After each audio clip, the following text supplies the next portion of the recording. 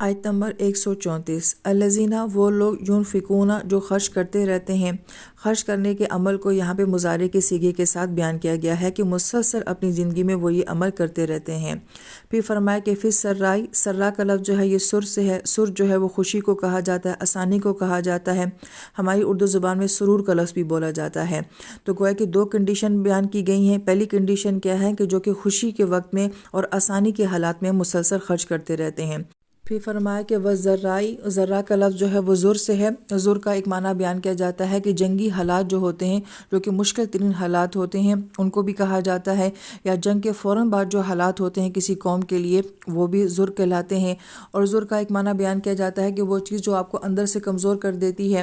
تو گویا کہ یہ کہا جا رہا ہے کہ جب انسان کے اپنے ذاتی حالات کمزور ہوں، تو اندر سے کمزوری محسوس کر رہا ہو یا وہ مشکل حالات میں ہو، تو یہ وہ لوگ ہیں جو کہ ایسے مشکل حالات میں بھی مسلسل خرچ کرتے رہتے ہیں۔ تو دو حالتیں بیان کر دی گئیں۔ اور پھر اس کے بعد فرمایا والکاظمین، اور وہ جو پی جانے والے ہیں الغیظ، غصے کو۔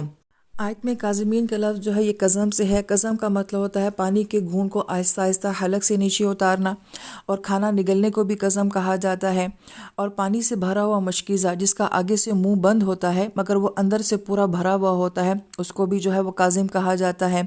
اسی طریقے سے کسی چیز کا اتنا بھر جانا کہ اس کو مزید نہ بھرا جا سکتا ہو اور اس کو اوپر سے سیل کر دینا، بند کر دینا، اس کو بھی قزم کہا جاتا ہے۔ تو گویا اس لفظ کے اندر جو تصور دیا جا رہا ہے کہ کسی چیز کا اتنا بھر جانا کہ وہ باہر گرنے کے برابر ہو مگر وہ گر نہ رہی ہو، اس کو اوپر سے بند کر دیا گیا ہو۔ اور اس کے بعد جو غیظ کا لفظ آتا ہے، غیظ شدید حرارت کو بھی کہا جاتا ہے، ہانڈی کے ابلنے کو بھی کہا جاتا ہے، اور بہت شدید بے چینی کو بھی کہا جاتا ہے۔ یعنی کہ کوئی ایسی مایع چیز ہو جو کہ اندر بہت زیادہ کھول رہی ہو۔ تو جب انسان غصے میں ہوتا ہے تو اس کی یہی کیفیت ہوتی ہے کہ اس کے اندر کا خون جو ہوتا ہے وہ کھول رہا ہوتا ہے۔ اب ان دو الفاظ کے ربط کو سمجھنا چاہیے کہ ایک چیز ایسی ہے کہ جو کہ آپ کے اندر ہے مگر وہ باہر نہیں آ رہی ہے۔ تو ہمیں قرآن کا تصور دیتا ہے کاظمین کا لفظ جو ہے وہ فاعلین کے وزن کے اوپر ہے، کسی کام کا بار بار ہونا۔ یعنی کہ اللہ تعالیٰ یہ نہیں فرماتے کہ انسان کو غصہ نہیں آئے گا، غصہ آئے گا اور بار بار آئے گا، یہ ایک فطری عمل ہے، مگر اس غصے کو ہم نے اندر رکھنا ہے، نگل جانا ہے۔ کیونکہ آپ جب گھونٹ پی لیتے ہیں، کھانا کھا لیتے ہیں تو وہ اندر چلا جاتا ہے، باہر تو کسی کو نظر نہیں آتا۔ تو اس غصے کو باہر نہیں آنا چاہیے بلکہ اندر ہی رہنا چاہیے۔